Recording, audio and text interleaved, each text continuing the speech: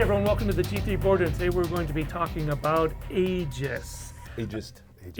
This game's been around for a while. Like when it first started, I mean, I talked to the designer Breeze about the game on Inside Board Games. This game has been around for a little while, at least the original. This is a newer one. This is the second ignition, and it's a lot of new robots. Kind of the same mechanics, although this second ignition came with, a board. It's kind of an all-in-one multi-purpose game. It's not like it's an expansion. It's a new game. It's another edition. I know that all the editions stand alone, and yet you can combine all the editions as well. And scoop for you here, he's actually working on yet another version of this, adding that many more robots to it. Quick disclaimer though, we did receive this as a review copy. We did meet the designer at Origins. Yes. And, he was the guy standing in the aisle. Yeah. Who has 30 seconds to hear about my robot game? I said, I do. Because I love a robot game where you're just smashing the tar out of one another. Yes. Quick word on components. Yeah, they are standees, but this is a nice cardboard. I don't think you're gonna wear that down. The cards are good enough. You're not playing with these cards. So there's no need to sleeve them. I'm a little concerned about the longevity of some of the faction card that you're using with your energy, but you don't play on it at all. It just sits on the table, so it should last a long time. There's a ton of them. Yeah. And they're duels. There's different ones on each side. And so much. So many. So many. But what gets the most play in this game is the dice. Yeah. Rolling the dice, that's what gets most play. You're not playing with the cards. Yeah. And so the cards are going to hold up. They're going to be just fine. And the standees are nice. They're color-coded. Oh, yeah. They're not brutal on the bottoms of the things. I've played with some standees before that shred the cardboard. Yeah, I was really worried about that. So they're good standees. Your other items in here are tokens, and they're good enough. They're cardboard, they're punchies, but they're a nice they're a nice stock. So you're not going to damage those either. And by the way, Jason also did an unpunchy of this. Yeah. A video of an unpunchy. Yeah. ASMR. Yeah. And so I would say this. I enjoyed the game. I enjoy, that's the era I'm from. Huge robots smashing the crap out of each other. That's a lot of fun. My only problem with this game is not with the game, and it's with dice. And that's random. Therein lies the rub. You can have a superior strategy, and the dice don't love you. Yeah. It went through kind of, at the beginning of the game I rolled pretty good. Took out Jay's guys. Jay never rolled good the whole game. Yeah. And I rolled well the whole game. I rolled poorly for the rest of the thing. Yeah. That being said, even though that happened, it was a close game. It's still balanced, I think, to some degree. Yeah. Because there's a lot of ways to counter the damage, which is kind of nice. Because early on you were able to re-roll dice, and that wasn't always successful, but it was the opportunity to do that. Right. And another game we played when I was using my jamming thing when my guy was targeted, and I re-rolled your guy's dice. It made you miss a lot. Yeah. This game, not so much. Well, jamming, it's inconsistent. I think my faction was a little overpowered because it had the return fire.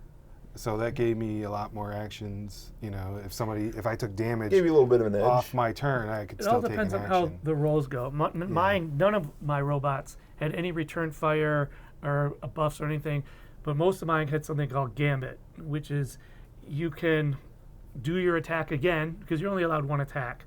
And I had some pretty heavy damage dealing robots, and if you do Gambit, you pay the energy and you can do it again. But if you roll a 1, then everything fails. Yeah. And I did that like 3 times. It was big rolls. Yeah. But the thing was, you had one of those things that I like to call the entire range of human emotion.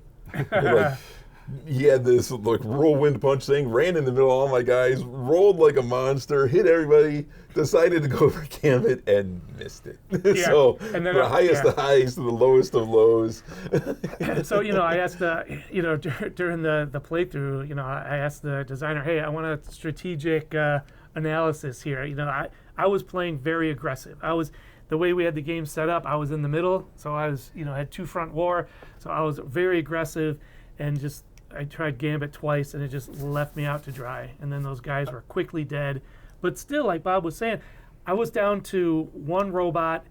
They each had, Bob had all 5, Jason had all his 5, and I could have come in second. I could have actually conceivably won this game because, Jason and I were down to 1 when I finally was taken out.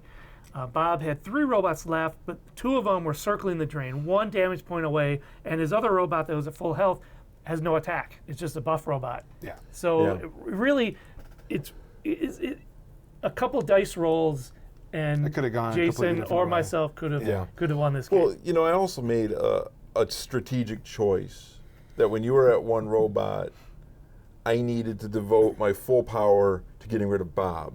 To knock me because down. if I had come after you with everything I had right there, I would have killed you, and it would have cost me because you would have hit me back. So I figured, okay, I can turn my back on Jay. Jay's going to hit me in the back. It's going to be bad, but I can weather it because I need to devote everything to getting rid of, to wheedling Bob down. Right. And so you're right when you say what you say, which it really could have gone either way at the end. 1 or 2 decent rolls out of us, and we're having fun kicking his buff bot back and forth, just If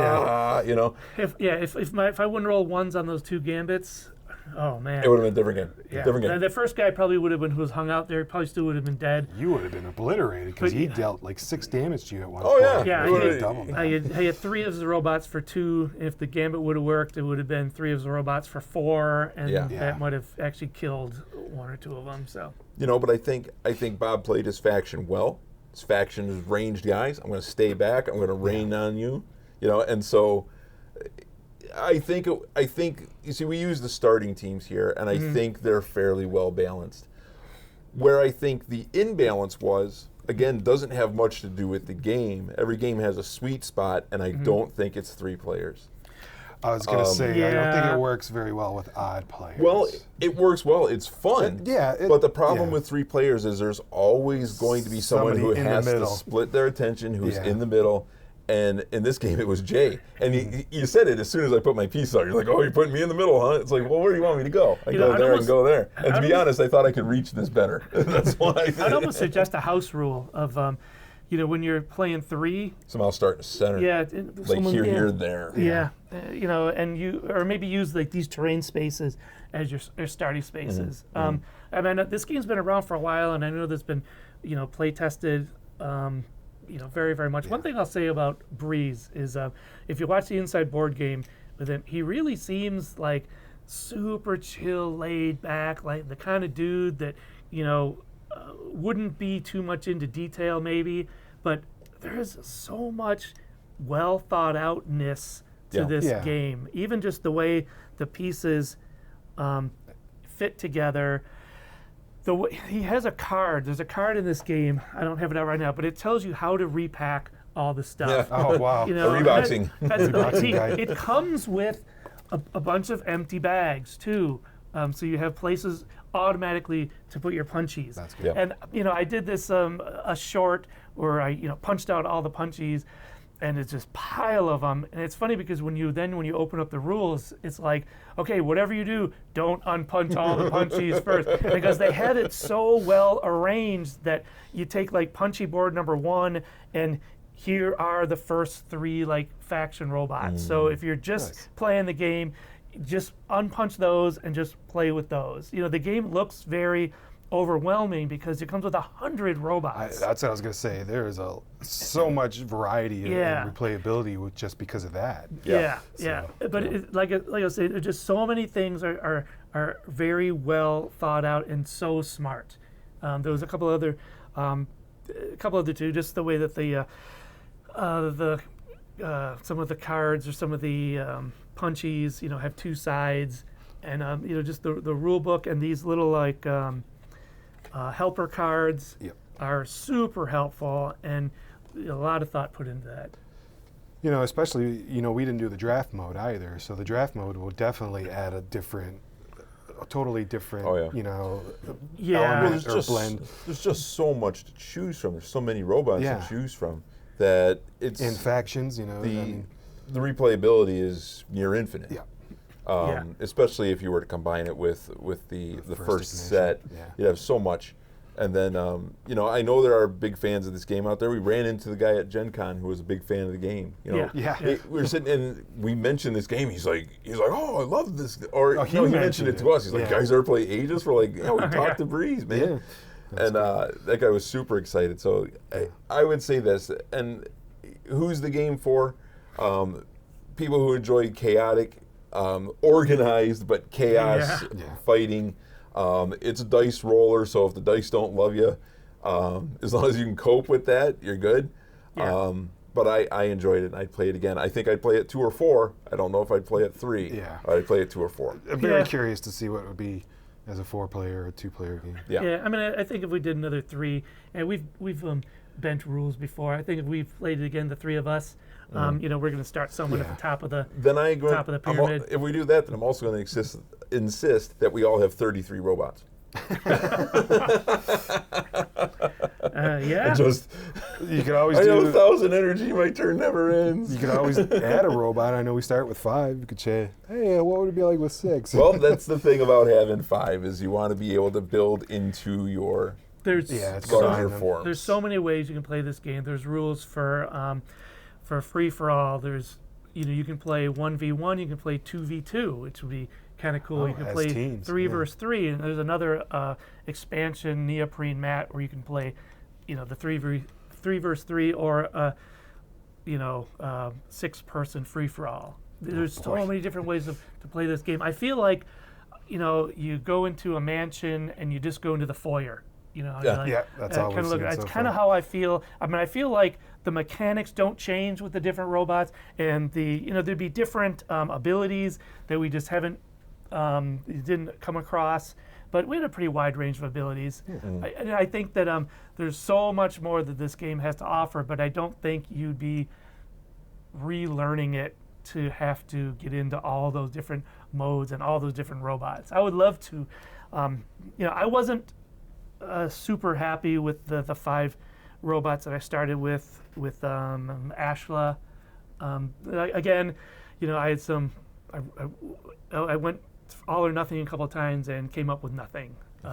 So maybe my thought would have been better. But I would love to play with different combinations of robots. Need to explore this a lot more. And Yeah. now that we know how to play, I mean, our playthrough took about an hour, but I think you can really hammer that down to 30 minutes. So even though if you get pummeled, you're not sitting out too long. Yeah, it says 40 minutes Yeah. for this game, and our playthrough was, we'll probably have a lot of cutting out of people thinking. Sure, yeah.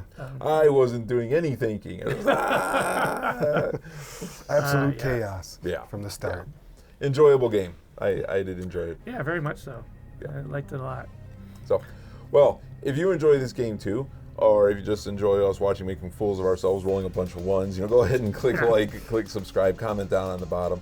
Also, check out our other videos. We did the unpunching, and we did talk to Breeze in a Inside Board Games that you'll be able to find on our channel as well.